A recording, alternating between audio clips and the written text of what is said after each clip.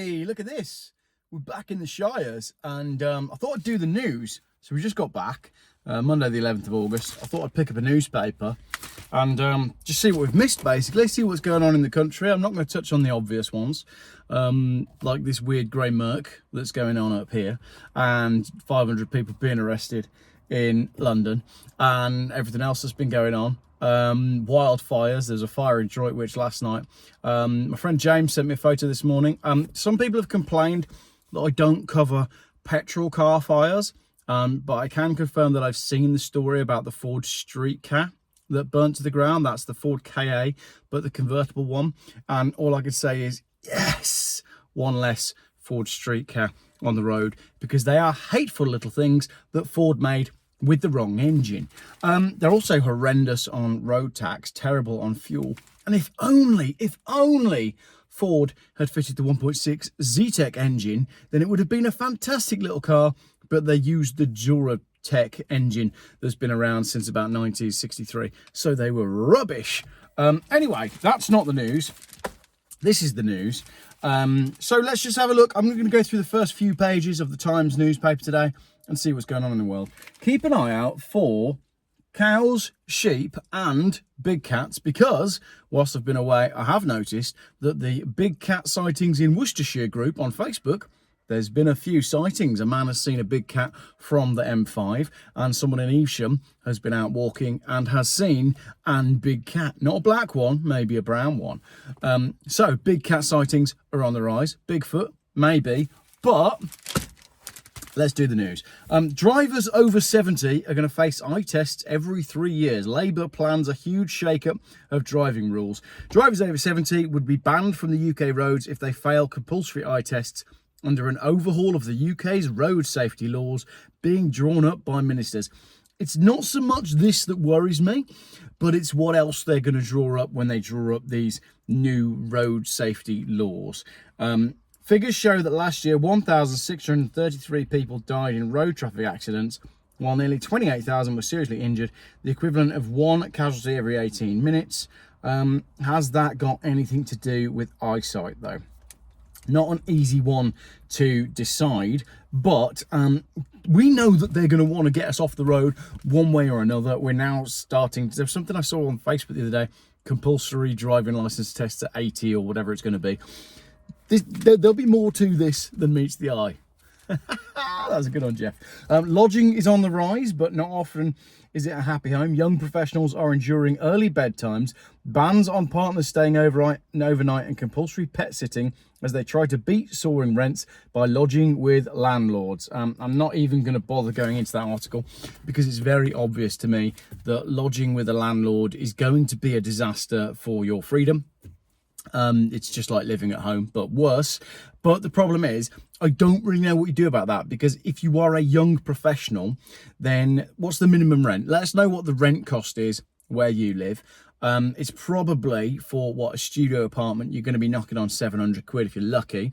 Add your council tax on top of that and all your bills, you're going to be well into £1,000 before you've done anything. If you're just starting out in the world, chances are you're not going to be earning a huge amount of money. What do you do? What do you do? Oh, don't do it, Geoff. Don't go into it. Don't go into it. Don't go into it. That is if there is any rental property in your area, if all of the rental properties haven't been converted into HMOs to house people who are being paid to be there by Serco at 6 times the rate of the rentals. I'm not going to do it, but the newspaper does it further on, to be fair. Then we've got a wildfire. There we go. Look, Scotland is on fire. Wildfires in Scotland. We're on an amber warning, aren't we? An amber warning for heat. It's going to be warm. I tell you what, if they could get rid of this cloud cover, then the heat would be able to, disappear, and it would be a lot cooler. But we're doing it already. First video back in the UK, and we're already doing it. Should we do the Palestine one on the front page? I reckon that lost me a whole load of subscribers the other day. So let's not do that one. But basically, yeah, I'm not going to bother. Let's not do that. I've come up with a new... No, don't do that, Geoff. You'll lose your YouTube channel.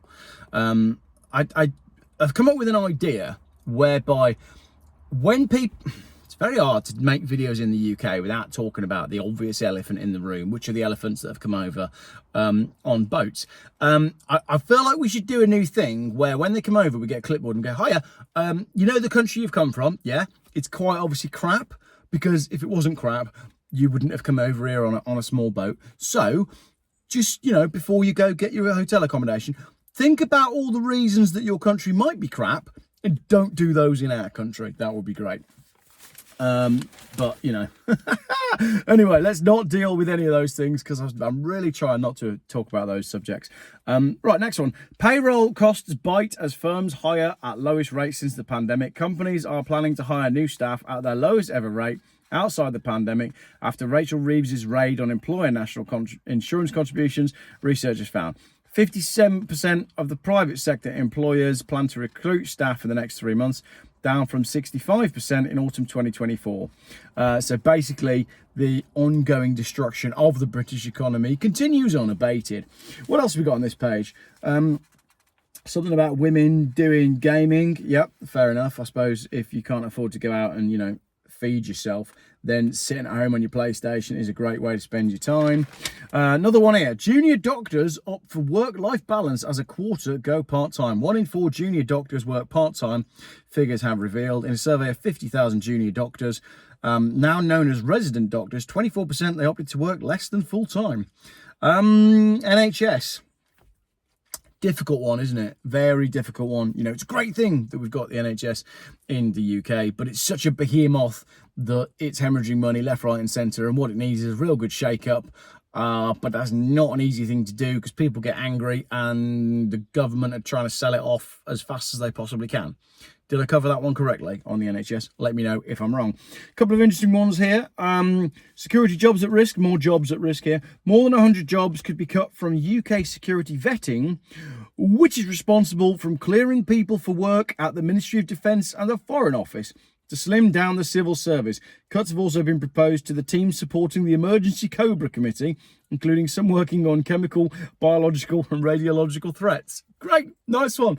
We need to save some money. So let's get rid of the people that check the people that come to work for us, and let's get rid of the people that work on national attacks. Nice one.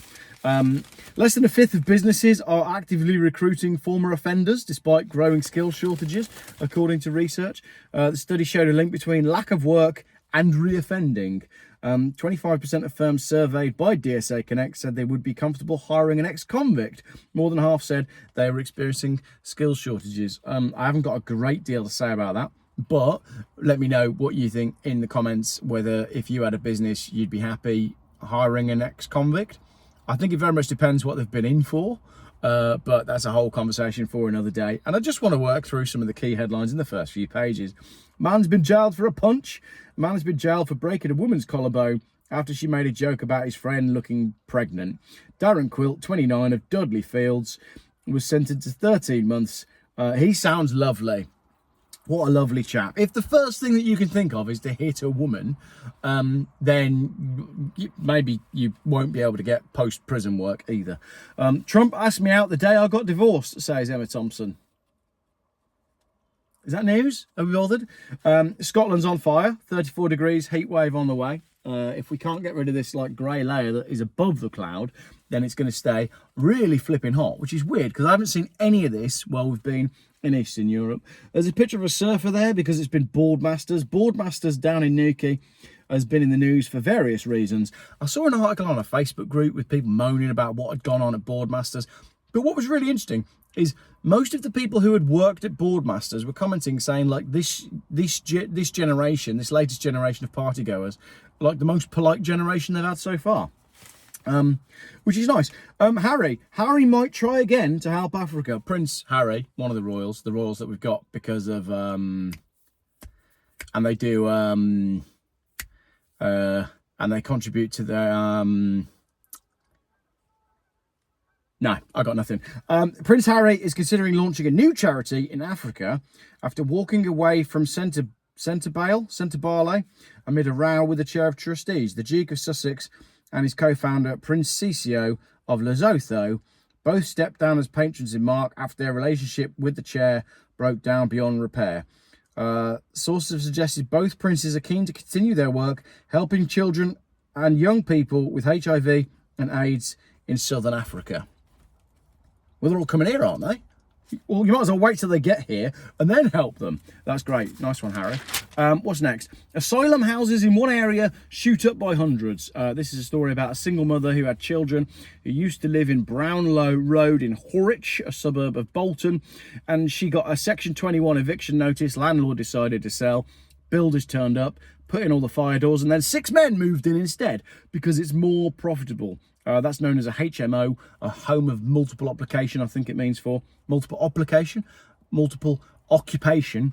And it's happening all over the place. And then the next article here is women in the UK are not safe from illegal migrants, says Jenrick. Robert Jenrick said he fears his daughters could be attacked by immigrants from backward countries who've arrived on the UK by small boats.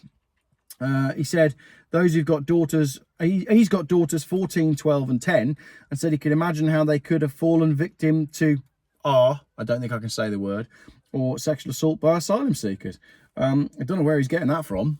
There's one in Evesham the other day. We've got that one that's gone on in Epping. There's all sorts. There was one in Worcester, but we don't know who the perpetrator was, but they haven't given a description. And usually when they don't give a description, that's because they know exactly the kind of people that it was. So basically, yeah. But I have got a bit to say about the protests that are coming up over in early September. I've worked out how to keep these protests massively peaceful. And it has to be the opposite of what's taking place on the boats. It needs to be women and children first. If the women and the children, that want to defend our country go first, it's going to be very hard for the police to do anything. Excuse me. We know that the government are going to do their very best to stoke up this pro-British feeling that is happening at the moment. They're going to do their very best to get clashes. They want to ignite the blue touch paper, basically. They want the riots to happen. That's why there's so many police riot vans in London at the moment. They are desperate for people to kick off. So I implore you, if you're watching this video and you're going to the protests, don't kick off. Just be calm, be chill, be cool, and just be there. Let the numbers do the talking. Let the women and children go first, and let the sheer number of people who are there who want to defend the country, let that be the talking point, not any flashpoint. Everybody be calm, everybody be cool, everybody be chill. Simple as that, and that will work. Saw some videos today of some police guarding an asylum hotel as well, because all that's going on. They've got loads of police for guarding asylum hotels. Your car gets nicked or your house gets broken into, can't find police for days. But if it comes to guarding an asylum hotel, there's loads of them. They're all happy to stand on the fences, but they're not, are they? That's the thing. The video that I saw, the police person, man, women, men, the police people, they're starting to realise that they're being had, that they are being used as a tool of the state to push a nefarious agenda. And I think that's the simple thing to do. So with these security guards and with these police, especially when they're British, it's a case of going, what are you doing? Why are you happy being paid to stand here to protect these people that are here for what? And I think once our own police force start to realise they've been had, then maybe the tide will start to turn. But maybe I'm wrong. Right, so what else have we got? Let's see what else we've got. Foreign criminals will be deported before any appeal. Criminals from almost 24 countries will no longer be able to delay their deportation by appealing against the decision to remove them, with yet another story about immigration where we go, what? Why aren't we doing that already? So I'm not going into that. JD Vance has been in the Cotswolds. Nice. Having a completely inaccurate view of what the UK actually looks like.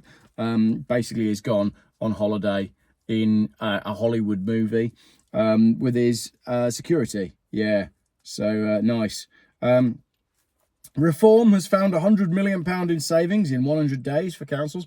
Reform claims to have found more than £100 million in savings for taxpayers in the 100 days since the party gained control of 10 councils in England. I'm pretty sure they're shutting down all the woke stuff. And then you got the fact that, well, there's better YouTube channels for dealing with all of the stuff in the finite detail.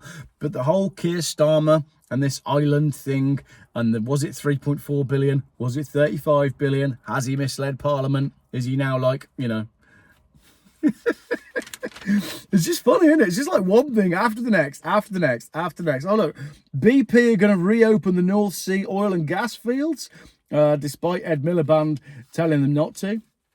My landlord got annoyed when I went to do my teeth. This is a follow-on from the front page about being a lodger. Yep, you definitely don't want to be a lodger. And here's another one as well. Love is a good way to cut down on bills. So young adults are staying with their partners because it's more expensive for them to live on their own. So they are compromising their love, their life, and their relationship because they can't afford to do it any other way. So choose once to choose wisely.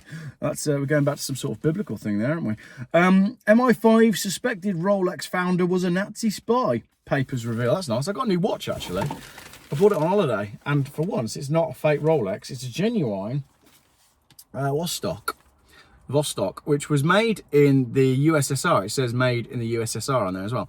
I thought when I spoke to the gentleman that he said to me that it's from, oh, it stopped. It's because it's a wind up, you see. If I wind that up again, does it start again? Yeah, there we go. Now we're cooking. Sweet. Got a wind up watch, you see. We were in Bulgaria, and I was on the front. There's all these like crappy little touristy kind of, there's my watch, look. Crappy little touristy kind of stalls. And then in the middle of all the generic tourist stuff, there's a guy who's basically got an antique stall. And there's a lot of like Russian and German, shall we say, memorabilia, which was really odd to see. I've never really seen anyone selling, how do you say it without falling foul of YouTube? Memorabilia from a certain German leader that was quite popular in Germany for a short while until he wasn't, in a ditch on fire with Ava Braun. But there was a whole load of like, the thing is as well, you can't deny that that period of history happened. So what we can do, we're just going to melt down all of the stuff that regime made. Like, you know, there's an element that it needs to be, you know, preserved so that we can learn from it. I don't think you should melt it down. But at the same time, I don't think you should be buying it and displaying it at home, because that would be really weird. But anyway, that was interesting. It was just so bizarre to see this antique store. And there was like all sorts of Russian and Bulgarian and a lot of Eastern European weaponry from, you know, the last however many years. It was fascinating. I spent far too long in this stall looking at all the various stuff that this chap had for sale until Mrs. Geoff and Small Geoff decided that they needed another ice cream or another beer, and I was forced to move on. But I bought this watch, and I think he said to me, and hopefully there's watch geeks watching, I think he said to me that it was 1965, but then I looked on the back and it actually says 65 Lev, which is about €32. So I don't know if he said to me that it's not, because I said to him, how old is it? And he said 65, but he might have thought that I said, how much is it? So is my watch 60 years old, or am I wrong? Any watch geeks that can tell me in the comments. Oh, that was cool. Yeah, so basically it turns out that the guy who founded Rolex was not only a tax-dodging scumbag in the way that he actually set up the company, and the value of Rolexes is basically artificially inflated by... The value of a Rolex only exists within the belief of the value of the Rolex, a bit like diamonds. Yeah, he was a Nazi, so that's nice. And then Adidas, there's a designer at Adidas who's got in trouble. A Mexican-American designer has apologised after a shoe he created in collaboration with Adidas was criticised for being culturally appropriating. So he was trying to celebrate a slip-on shoe, but he accidentally made a traditional leather sandal known as huaraches that are made by the indigenous people in Mexico. That's pretty awkward. So that's cool. Yeah, can't design shoes. This is a good one as well. Green groups are too white and middle class, says Eco Boss. The new boss of one of Britain's largest environmental groups has agreed that membership has become too white and middle class, as he vowed to build a more diverse movement. Asad Rehman, who this week has become the first person of colour to lead Friends of the Earth in its 54-year history, said anti-fracking battles had seen the organisation stand alongside working-class people in left-behind deprived communities. But the self-described reluctant environmentalists said more needed to be done. So basically, they're saying that environmentalism is too white, which is funny because environmentalism is a luxury of the West. That's the thing. That's the whole thing with environmentalism. If you take Maslow's hierarchy of needs, you know, food, housing, basic security, the very last thing that you need after self-actualization is to be caring about the planet. You know, I believe that we should look after one another, we should love one another, and we should respect and enjoy the planet and whatnot.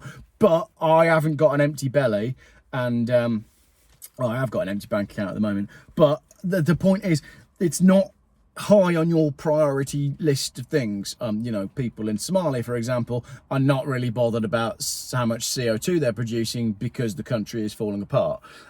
So, you know, people in Bangladesh and places like that, they just throw their rubbish all over the place because it doesn't matter.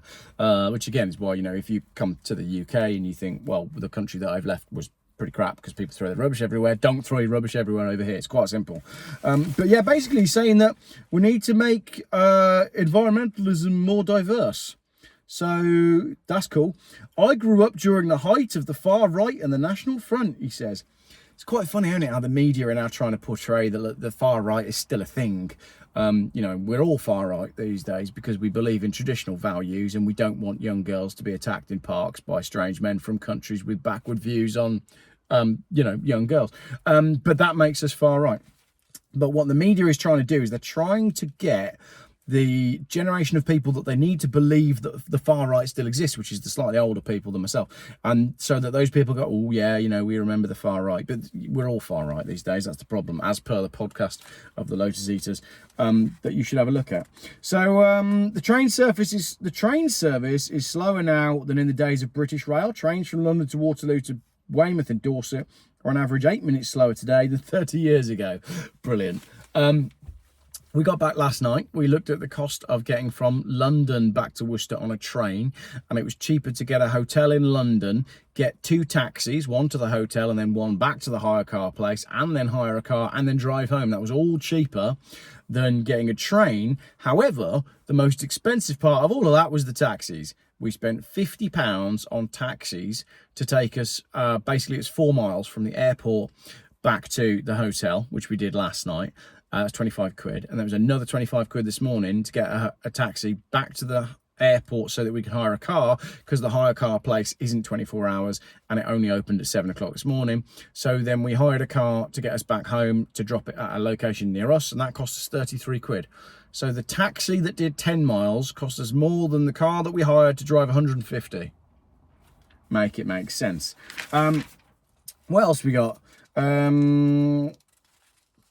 Yeah, there's been some pretty bad car crashes, which are not good. This one in Portugal is pretty tragic. Family of 4 killed there. And then there's a mother who did a load of cocaine and killed herself and her little child in Cornwall. It's pretty shocking stuff there. And then we'll finish with this one. If you're struggling with snoring, try blowing into a conch. That is a shell, like a traditional shell, where you blow into it and it makes a noise that actually sounds like a battle cry, which is pretty much what I was accused of when the Malvern Hills Trust, let's finish with that now. Do you remember the Malvern Hills Trust called me a terrorist and saying that I was doing a call to battle for people to protest against the Malvern Hills Trust because of the private bill that they're trying to instigate? Well, yeah, I don't know, none of that really seems relevant anymore. I think they got away with it. I think they put it through. And that's the way these things seem to work, you know. These nefarious organisations that have got their plans, they push and push and push and push and push. And if they get denied, they appeal and they appeal and they appeal. And then they get their own way anyway. How do we stop it all? How do we affect real change in our country? I hear you say. I don't know. Is the answer. When the people at the top are working actively against us and facilitating the destruction of the country, I'm not sure. And when, you know, they've got as many resources as they could possibly need, when they need to police a pro-country protest for people who just want to show pride in what we've got here and want to protect that, when they've got all the police they could possibly want for that, but not for other things, you've got to start asking questions about the motivations of those that are actually in charge, and then question what you're doing here. It's going to be a very interesting couple of weeks, 6 weeks. Car stuff will be happening in the next couple of weeks, 6 weeks. I've got a BMW that's new to me. That's quite exciting. I've got my Mini to put an MOT on, and I've got a Volkswagen Caddy pickup truck, which if you would like to buy it, do please get in touch.